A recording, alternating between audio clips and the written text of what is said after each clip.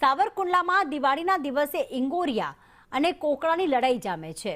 આ કોઈ બે દેશ વચ્ચેનું યુદ્ધ નથી અને જે આગના ગોળા દેખાઈ રહ્યા છે તે અસલી બારૂદ પણ નથી, પરંતુ સાવરકુંડલામાં વર્ષોથી રમાતી પરંપરાગત રમતનો જ એક ભાગ છે। સાવરકુંડલામાં દુનિયામાં એકમાત્ર એવું ગામ છે જ્યાં શિવા કાશીના ફટાકડાના બદલે હોમમેડ ફટાકડા યુવાનો એકબીજા પર ફેંકતા રહે છે। સાવરકુંડલામાં લગભગ 80 વર્ષથી ગામના યુવાનો ભેગા થઈને એકબીજા પર ઇંગોરિયા નામના ફટાકડા ફોડે છે। પહેલાના સમયમાં સાવર અને કુંડલા વચ્ચે આ યુદ્ધ જામતું હતું।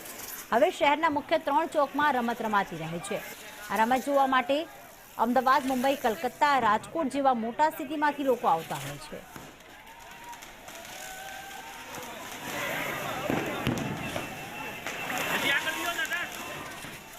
તો દિવાળીના દિવસે સાવરકુંડલામાં ઇંગોરિયા યુદ્ધ જોવા મળ્યું।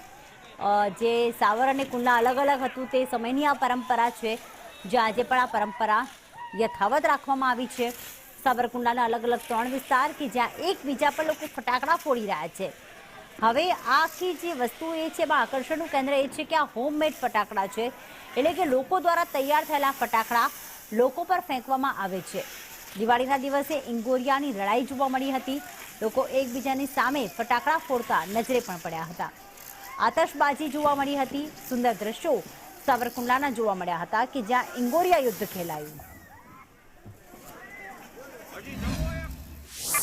દર વર્ષે અમને ઉત્સાહ હોય છે કે ક્યારે દિવાળી આવે। દિવાળીમાં અમને અહીંયા સાવરકુંડલા ગામ અમારું સાવરકુંડલા છે, અમને આવવાનો ઉત્સાહ ઘણો હોય છે। અહીંયા પ્રશાસનની પણ વ્યવસ્થા ઘણી સારી હોય છે, ફાયર બ્રિગેડની સારી, બધાનો સહકારી હોય છે અને આ જોવાનો એક ઉત્સાહ જ અલગ હોય છે। અહીંયા સાવરકુંડલામાં આવવાનો એક ઉત્સાહ જ અમારે બહુ ગમે છે। અમને આવું બીક છે ને, આમાં આ તો રમત છે એકદમ, અને બહુ વર્ષો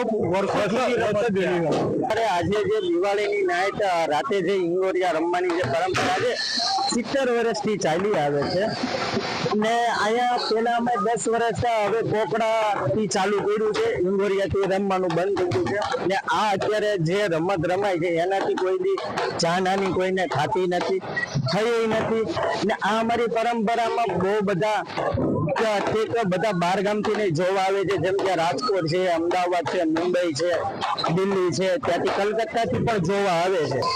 સાવરકુંડલાનો શૌર્ય અને બહાદુરીનો ઇતિહાસ છે। નાવલીના કાંઠે પાંગરેલી આ આપણી પરંપરા એટલે ઇંગોરિયા યુદ્ધ તમે જોઈ શકો છો કે કેવી રીતે હજારો લોકો નાત જાતનો ભેદભાવ મૂકીને કેવી રીતે ઇંગોરિયાનું યુદ્ધ પ્રેમથી, યુદ્ધ પણ પ્રેમથી રમી રહ્યા છે।